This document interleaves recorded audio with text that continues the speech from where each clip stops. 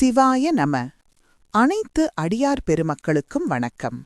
இந்த வாக்கு உரையானது கடந்த 26/1/2026 அன்று திருவண்ணாமலையில் நடந்த 7வது சிவபுராண கூட்டு பிரார்த்தனையில் போகர் பெருமான் மற்றும் அகத்தியர் பெருமான் உரைத்த ஜீவநாடி வாக்குகளின் தொகுப்பு இது. வாருங்கள், வாக்கிற்குள் செல்வோம். இறைவா, நீயே அனைத்தும். இறைவா, நீ நன்றாக இருக்க வேண்டும். அன்னை ஸ்ரீ லோபாமுத்ரா உடனுரை தந்தை அகத்திய மாமுனிவர் திருவடிகளைப் பணிந்து, ஈரேழு உலகத்தையும் காத்து அருளக்கூடிய அன்னை ஸ்ரீ உண்ணாமலை அம்மை உடனுரை தந்தை அண்ணாமலையார் பொற்கமலத்தைப் பணிந்து பதிவினை வெளியிடுகின்றோம். இந்த ஆழமான அலசலுக்கு உங்களை அன்போடு வரவேற்கிறோம். ஆமா, இத நீங்க இப்போ கேட்டுட்டு இருக்கீங்கன்னா கண்டிப்பா நீங்க பெரும் புண்ணியம் செய்த உன்னத ஆத்மாக்கள் தான் சொல்லணும். கண்டிப்பா. ஏன்னா மாபெரும் சித்தர்களின் வழிகாட்டுதலை நீங்க பின்பற்றப்போ உங்க வாழ்வில மிக நல்ல காரியங்கள் தானாவே நடக்கும். சரியா சொன்னீங்க. மாபெரும் சித்தர்களின் பழமையான போதனைகள் மூலமா கிடைக்கிற உன்னத தகவல்கள் தான் இது. அது மட்டும் இல்லாம இத முழுமையா கேக்குறப்போ நிறைய நன்மைகள் இருக்கு இல்லையா? ஆமா, பிரபஞ்ச ரகசியங்களை தெரிஞ்சுக்கலாம்.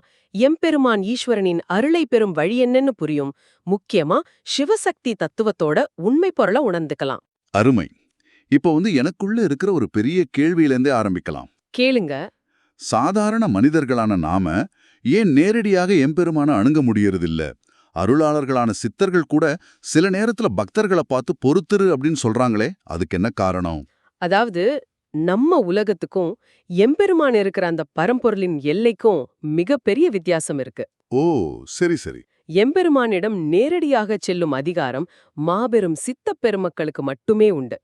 அவங்க மேலுலகம் சென்று இறைவனிடம் நமக்காக மன்றாடுறாங்க. நமக்காக மன்றாடுறாங்களா? ஆமா, நாம இந்த உலகத்துல நல்லபடியா வாழ்றதுக்கான புண்ணியத்தை அவங்க தான் யாசகமா பெற்று வராங்க. அட, அப்ப அந்த புண்ணியத்தை பெற்று வர அவங்க எடுத்துக்கிற கால அவகாசம் தான் அந்த பொறுத்துரு அப்படிங்கிற வார்த்தையா? மிகச்சரி, நீங்க சரியா புரிஞ்சுக்கிட்டீங்க. ரொம்ப தெளிவா இருக்கு. இப்போ அடுத்ததா இந்த பிரபஞ்சத்தை பத்தி யோசிக்கும்போது இத ஒரு பெரிய கடிகாரம்னு வச்சுக்கிட்டா இதுக்கு யாருங்க சாவி கொடுக்கற? இங்கதான் அந்த புகழ் பெற்ற சிதம்பர ரகசியம் உள்ள வருது. சிதம்பர ரகசியமா? ஆமா, அதாவது எல்லாம் வல்ல நடராச பெருமானின் நடனமே இந்த பிரபஞ்சத்தின் இயக்கம். வாவ்! எம்பெருமானின் அந்த நடனம் நின்றால் விண்வெளியில் இருக்கிற அத்தனை கிரகங்களின் சுழற்சியும் அப்படியே நின்னுடும். அப்போ கிரகங்கள் சுழல்றதுக்கு காரணமே அந்த ஆனந்த தாண்டவம் தானா? கண்டிப்பா. விண்வெளியில் உள்ள கிரகங்கள் அனைத்துமே எம்பெருமான் ஈசனையே புகழ்ந்துட்டு இருக்கு அப்படிங்கிறது தான் மாபெரும் உண்மை. ரொம்ப பிரமிப்பா இருக்கு. சரி, இதுல இந்த சிவசக்தி ரகசியம்னு ஒன்னு சொல்றாங்களே, அது நிறங்கள் மற்றும் பிரபஞ்ச கூறுகளோட எப்படி தொடர்புடையது? இது ரொம்ப ஆழமான விஷயம்.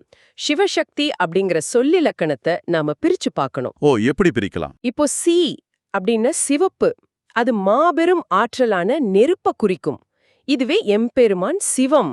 ஓஹோ, அப்போ சா அப்படிங்கிறது அந்த நெருப்பு எரியும்படி உருவாகும் சாம்பல் இருக்கு இல்லையா, அதுவே அன்னை சக்தி. அட, நெருப்பும் சாம்பலும்? ஆமா, நெருப்பும் சாம்பலும் எப்படி பிரிக்க முடியாதவையோ அதே போலதான் எம்பெருமான் சிவமும் அன்னை சக்தியும் ஒன்றோடொன்று பிணைந்தவை. மிக அருமையான விளக்கம். சரி நேயர்களே, இதுவரை நாம பேசினத உங்களுக்காக சுருக்கமா தொகுத்து சொல்றோம். ஆமா, முதல் பாயிண்ட், சாதாரண மனிதர்களுக்கு இறையருளை பெற சித்தர்களின் பரிந்துரை மிக மிக அவசியம். ரெண்டாவது பாயிண்ட், சித்தர்கள் பொறுத்துரு அப்படின்னு சொல்றது நமக்கான புண்ணியத்தை பெற்று வர அவங்க எடுக்கும் கால அவகாசம்தான். மூணாவது பாயிண்ட், கிரகங்களின் சுழற்சி அப்படிங்கிறதே எல்லாம் வல்ல எம்பெருமான் ஈசனின் மாபெரும் ஆடல்தான். நாலாவது பாயிண்ட், சிவசக்தி என்பது நெருப்பிற்கும் அதிலிருந்து வரும் சாம்பலுக்கும் உள்ள பிரிக்க முடியாத ரகசியம். சரியா சொன்னீங்க. இது எல்லாம் கேட்டுட்டு இருக்கிற நேயர்களுக்கு நான் ஒரு ஆழமான கேள்வியை முன்வைக்க விரும்புறேன். சொல்லுங்க, அது என்ன கேள்வி? நமது ஒவ்வொரு மூச்சும் பிரபஞ்ச நடனத்தாலும் மாபெரும் சித்தர்களின் கருணையாலும் இயங்குகிறது என்றால், நம் வாழ்வின் ஒவ்வொரு நொடியையும் நாம் எவ்வளவு உன்னதமாக பயன்படுத்த வேண்டும்?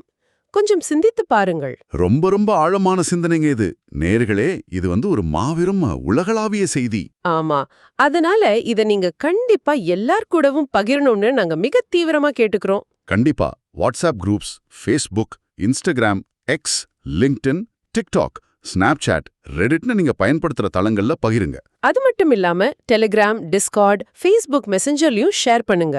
முக்கியமா இதுக்கு எந்த பதிப்புரிமையும் கிடையாது, அதாவது நோ காப்பிரைட். ஆமா, நீங்க இதை இலவசமா டவுன்லோட் செய்து உங்க சொந்த யூடியூப் சேனல்களிலும் பதிவேற்றலாம். இப்படி மக்களை நல்வழிப்படுத்துறதுனால உங்களுக்கு முதல் தர உயர் புண்ணியம் கண்டிப்பா கிடைக்கும்னு ஆழமா நம்புங்க.